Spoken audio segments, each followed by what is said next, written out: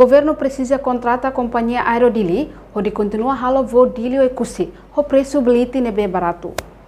Assunto ne levanta Russi deputado Firmino Taike e a plenária terça-feira loro ranulo resin tolo fulang abril tinange e a Parlamento Nacional.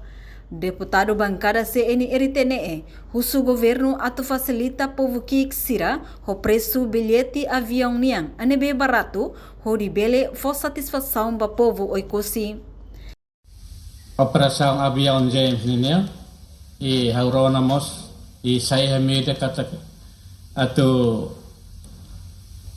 substitui avião Aerodili maka tu hala operação dili o ekusi dili nebe ya bibang irane hausu atau bele acelera lalais prosesso né pode facilita viagem população o ekusi dili o ekusi e los povo ekusi det atau viagem bamai o ekusi nebe ita povo tomak nebe meke persija atau ba ekusi persija avião irane e viva iremos a uso.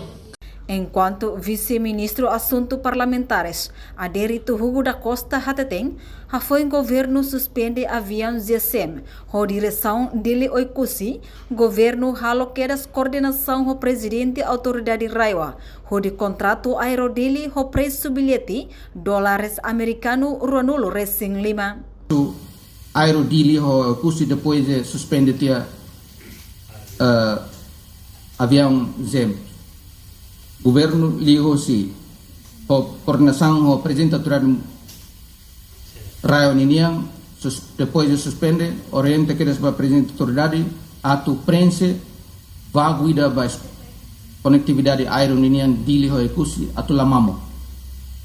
Orientação claro para presidente autoridade atu buka contrata companhia aero phone de mínimo iha ligação aero Niniang dili ho ba ekusi semana da rua ho preço não mais de $25.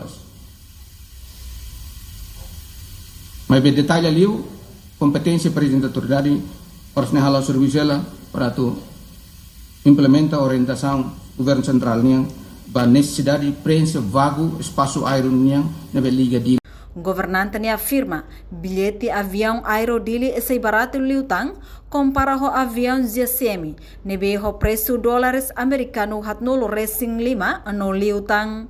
Reportagem Melda Fátima, Televisão Timor Post. Janela informação ba emogoto atau tem informação atual dia kliu kita haluha hane botão subscribe like halo comentário no fahe tutang ba media sosial hotu.